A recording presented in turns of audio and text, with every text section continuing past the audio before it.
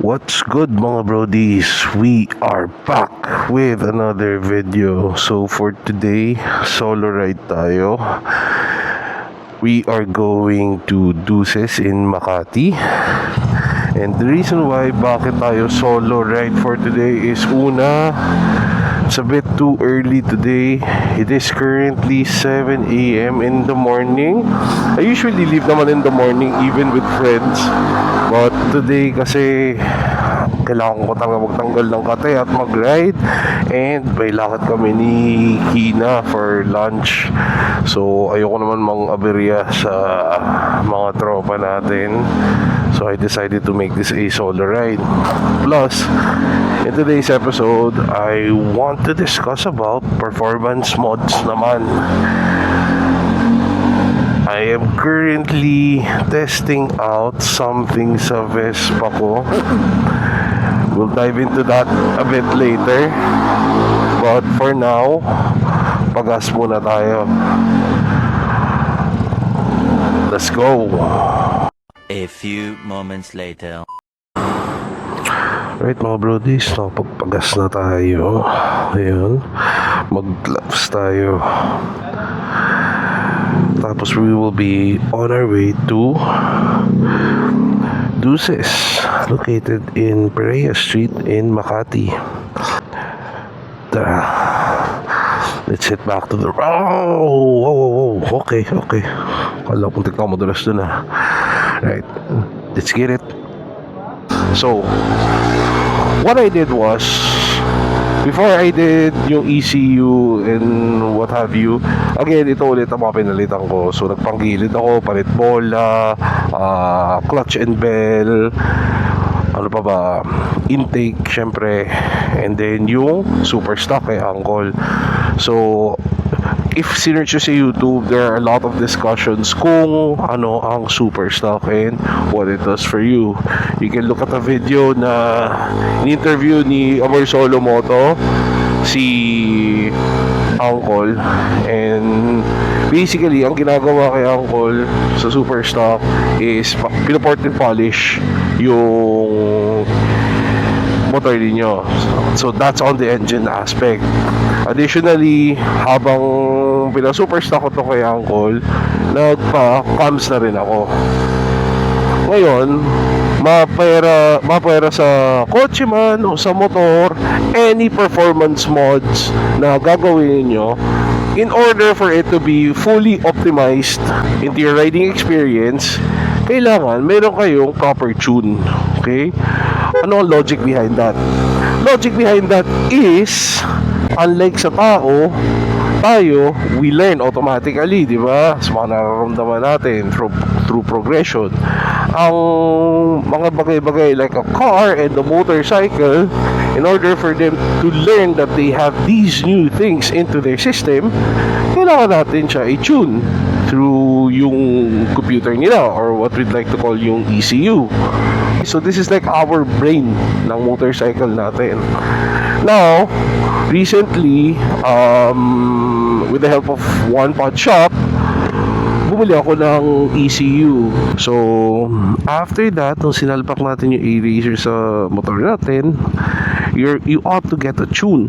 I do not suggest you guys do this. I will assume all the risk on my end, and medyo pinag-isipan ko rin naman ng mabuti.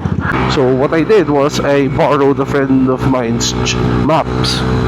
So yung map na yun, kasi we have a similar setup, and in-upload ko na lang siya sa motorcycle ko. Again, I'm assuming all the risk dito, pero pansamantala muna hanggat di pa ako nakakapag-tune for my own.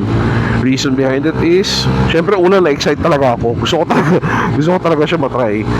Pangalawa, wala eh. Gusto ko lang talaga siya i-try. Kasi yun lang naman. Okay, right now mga brodies, nandito tayo sa Green Hills Park. There's like a long stretch here papuntang Lasal GH to try to cross EDSA. So ngayon we're going to give it a pull, and we're gonna see how well it goes. So let's go. Oh gosh, okay. Okay, napakasarap ng pool niya ngayon. Okay.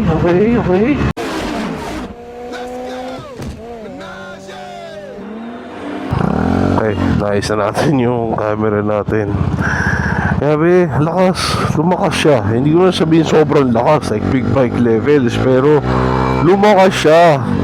Kita nyo kanina. I think also it's because of the headwind also, pero grabe, sarap. I'm happy with it. Pero what more pa if I get a tune of my own? Yeah, sarap. Nice. Alam mo, I'm looking forward to umuwi sa South. Kasi mga friends ko sa South are waiting on this mod that I'm doing. And try natin budulin sila to do the same. Let's go! 2,000 years later. And just like that, we are at Tuces in Perea Street, Makati.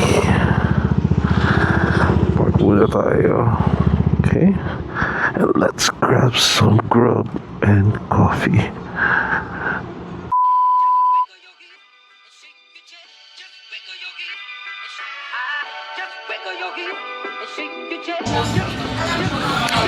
Alright mga brodies, that right there was breakfast. I had a sausage Danish, Spanish latte, glass of water. So far so good. First time ko i-try yung mga breads nila. Cheesy na nakatry na kasi pinasalubungan ko siya nung turon croissant dito. Sarap naman. Sumamba tayo na bagong luto. Pare, ayos na.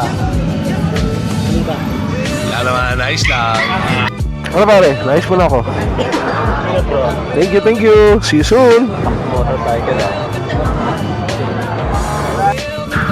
Alright mga brodies, tayo ay paalis na, pauwi na tayo. It is currently 9 AM on the dot. So, like in one of my other video na binanggit ko sa inyo ang reasons ko why you ought to tune yung suspension, this time naman I'll give you my top 3 reasons why you would want to get your motorcycle remapped with an ECU. So, first reason, syempre una, to have yung optimization ng lahat ng mga performance parts ninyo. So, yung mga modern scooters natin, they have very conservative factory tuning. And the moment you add like a full exhaust or a full intake system, syempre, para makuha natin yung optimum performance niya, we ought to tune yung Vespa natin. So, like here sa Vespa ko, there are many others like it naman. Meron something from Malossi and what have you. Ito naman ang kinabit natin ngayon is an A-Racer ECU. Now, kapag in-optimize natin yan, kapag nag-load tayo ng map dito, we will get better AFR readings or air fuel ratio, much better. Tsaka mas maganda yung ignition timing natin. And fuel maps natin, idle control, as well as yung throttle response natin, mas maganda. This is the part where people underestimate the most, okay? So, a well-tuned ECU or a well-tuned motorcycle isn't just about speed. So, syempre, it's about keeping the engine safe. Now, in my case, since I've done yung super stock or yung port and polish, aftermarket cams, full exhaust and a full intake system, yung engine natin ngayon flows differently in terms of air. Okay? So, if AFR reading natin or air to fuel ratio natin isn't correct, it can run too lean or too rich. Too lean meaning kapos sa gas, too rich, too much gas naman sa mixture. Ngayon, if this happens, our motorcycle will tend to have higher temps, premature wear, mahina yung combustion, and syempre kapag pinagsama-sama natin tatlong yun, less reliable siya. So, with proper tuning kasi, this ensures na yung engine natin runs at the right AFR, keeping temp stable and at the same time prolonging yung engine life. Isa pang bonus reason kasi is of course full customizability and future proofing yung motorcycle natin, 'di ba? Kasi with an aftermarket ECU, any future upgrades na gagawin natin, 'di ba? What we can do is that we can customize it even more. So sabihin natin mag-decide ako mag big bore kit, 'di ba? Mag 185cc ako or magpalit ako ng different cams, a new CVT setup. It can be easily retuned.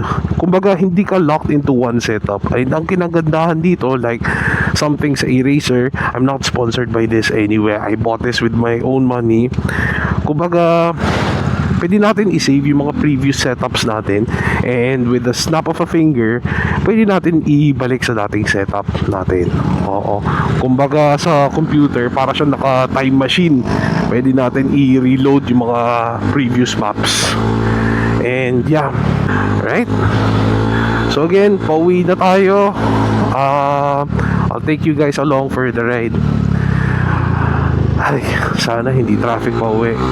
Weather right now is actually perfect eh. Hindi ba init eh. It's kind of windy. So perfect na naka-t-shirt gaming tayo. Oo. So tabi muna ako sa gilid. Load ko lang yung Waze kasi baka mamaya may mga roadblocks dito eh. Kasi usually on Sundays may mga fun run dito. Teka lang ha. One eternity later. Right, na-load natin ang destination natin sa Waze. And, yup, yung usual route that I would take nga, may roadblocks. So, yan. Siyempre, abutan tayo ng stoplight. No! Grabe, oh, sarap. Siguro pagtanda na natin at di na natin kaya magmotor, it's kinda nice to have a convertible, no? Go out on a Sunday drive. A nice cabriolet. Yeah, on a perfect Sunday morning like this. Labas ka lang. Diba? Get breakfast with the wifey. Diba? Be an empty nester. Enjoy life. Diba?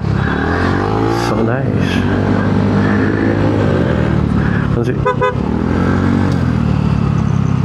Yes, sir! Kinda nice. Salamat sa iyo, sir. Pinansin niyo ako. Diba? So, I am going to call it a day for this video. Malapit na rin tayo at sunod-sunod ang mga lakad ko for today. If you've made it this far, thank you so much. A like and subscribe would help. And yeah, thank you for your continued support. Nakikita ko na dumadami ang views. Sana dumami din ang subscribers. And if you like these kinds of motorcycle content, subscribe would help. I'll be uploading every Friday naman. So yeah, till the next video. Peace.